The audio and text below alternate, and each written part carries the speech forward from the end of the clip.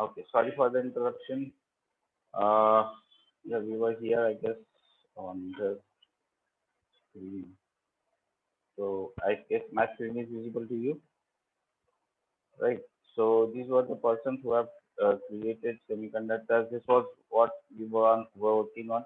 So conduction band, valence band, and say this is the band gap, and this is the energy which is required for the electrons to jump from a valence band to a conduction band. Now let us see these one by one, right? So what is a valence band? Now this is the valence band is the highest occupied energy band, which is called as the valence band.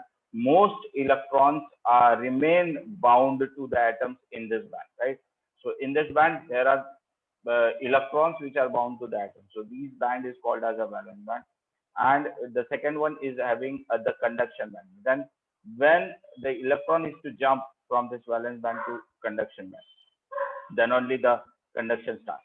The conduction band is the band of orbitals that are high in energy and are generally empty. So remember this, these bands are empty, right? So the electrons from this valence band, they jump from the valence band to the conduction band, and then the material starts conducting, right? So that is why they are called as the conductors. Now, in between that, we are having the energy gap. It is a band that accepts the electron from the valence band, and this is the conduction, band energy gap. The leap required for electrons from the valence band to enter the conduction band, that is called as the energy gap. Now, uh, just I need to tell you that what this means. Now, this is actually a graph of an electron's energy, right? So the energy possessed by the electrons which are there, which are supposed to be there in this valence, and the energy of the electrons which are supposed to be in the conduction. So as I told you, the valence band is completely filled. Most of the electrons are present in this valence band, whereas in conduction band, these electrons gain some energy and they jump into conduction band, and then only they play a role of they play in the role of conduction, right? So this is actually the energy levels of the electrons which are there in the valence orbit, and these are the energies of the electrons which jump from valence band to conduction band, right? And this is the energy level gap between these two is called as the energy gap, right? So the difference between these. Now what happens in semiconductor? What happens? So this is a good example of what we are saying. So if you see this road, this is called as the valence band where it is to reach, and this is the conduction band, and this is the gap, band gap, right? So we call this as a band gap. So this is a valence band. Now these electrons jump from this. These valence band energy is low, and this is having high energy. Okay, so these are the conductors which are having many free electrons in their outermost shell, and they only are used to uh, conduct heat and electricity, right?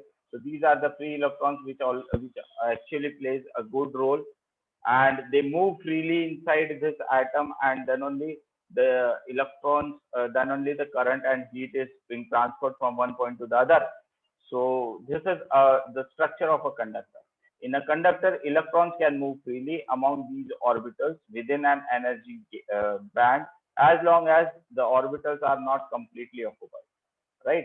So this is the basic concept of conductors, and the energy band gap between the conduction band and the valence band, they are actually overlap with each other, right? So conduction band and valence band overlap with each other, so they have many electrons in this conduction band. So there is no energy gap, at least no band gap between these two, right? So this is called as the valence band is completely empty and conduction band is completely filled.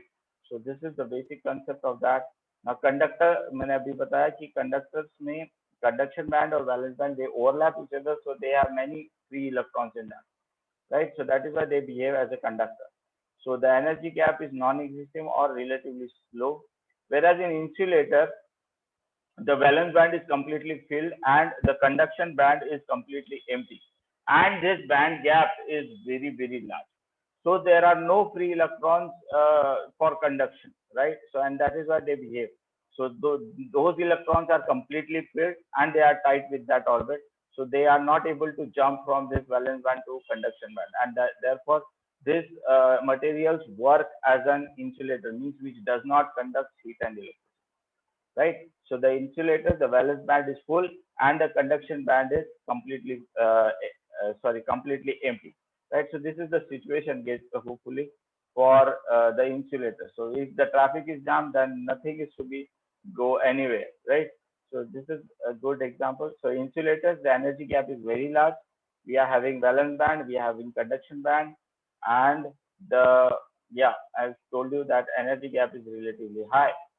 Whereas in semiconductors, this band energy is very small. There is a band gap energy in conduction band. So these free electrons can gain some energy and can jump in the conduction and can behave, this material can behave as a conductor. Whereas at absolute zero temperature, there are no free electrons for conduction and this is completely filled. So due to that, no conduction is possible in semiconductors, right? So this in semiconductors, the valence band is full, but the energy gap is intermediate, means very small, so that the electrons can jump. Yeah.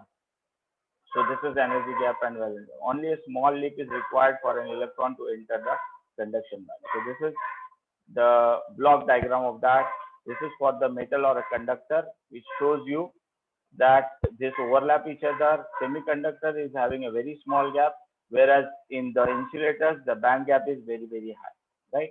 So that is why it is impossible for the valence band electrons to jump from here to here, right? So yeah, okay. Yes, I have entered somewhere else. Yeah. So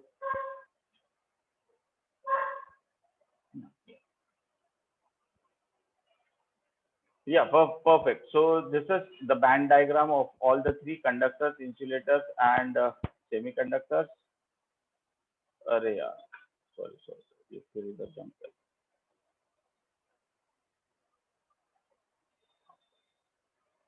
So I guess this much is enough for today.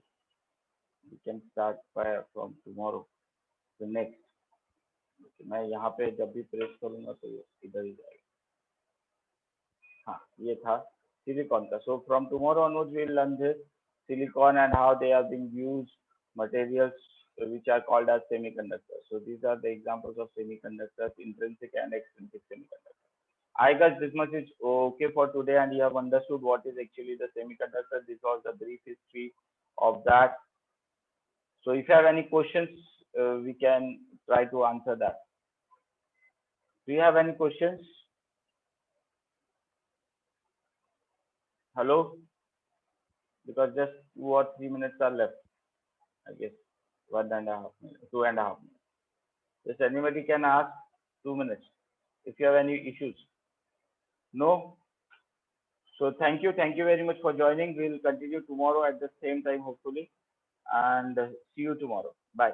Good day. See you soon.